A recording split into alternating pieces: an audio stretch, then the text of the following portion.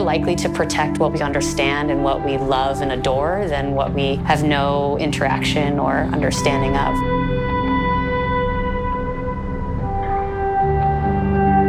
Wilderness is rapidly disappearing everywhere in the world. Being able to document how it is now is incredibly important to further tell the story of how special that is and to perhaps get people engaged in protecting it. Art can be a great vehicle for that kind of conversation.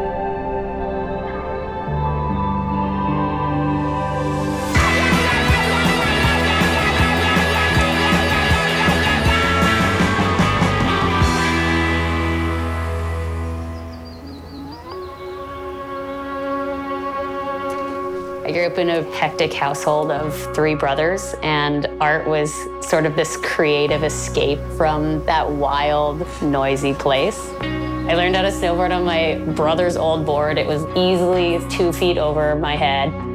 All the people that snowboarded were the guys in my school, and all they wanted to do was go in the park, so that's where I went too. I was doing a lot of rail jams, I was doing a bit of slopestyle, and I thought that that would be my career in snowboarding. And the long story to that is essentially you break yourself off enough times, you find yourself on the surgeon's table telling you you're never gonna snowboard or let alone run again.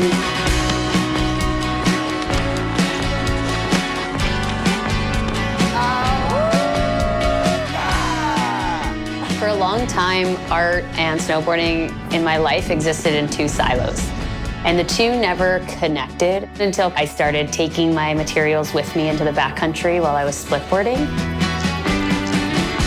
I filled my gear with my sketchbook and art supplies as a way to handicap myself back to the ground. I thought maybe I wouldn't jump off of anything if my pack was super heavy. It was a great way to not only be engaged in splitboarding, but to also be engaged in the creative side and fueling the curiosity of how do you make marks that capture this experience in the backcountry and visually tell the story of where you were and how it felt to be there.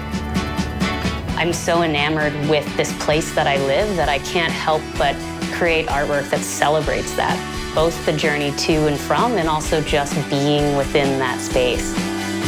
The line work that I do started as just leaning into a playful practice called a single line drawing. So essentially every time you start a drawing, once the pen touches the paper, it never comes up until you're complete. It's almost like a visual diary on how I see the world, and it allows you to practice patience and being present. One of the things that inspires me to continue on with guiding and progress in the mountains is to show girls and kids that females belong there. When I got into snowboarding, my role models were dudes. They were the guys around me snowboarding. A lot of the rail jams and competitions I went to didn't even have a women's category. It's like we didn't exist. And just by being there, you show that not only you exist, but you have stake in it. And you can really start to push things forward. I never wanted to be a landscape painter. I didn't think that the world needed another Bob Ross, and I didn't want to be one of those. What I think I missed is their explorers first.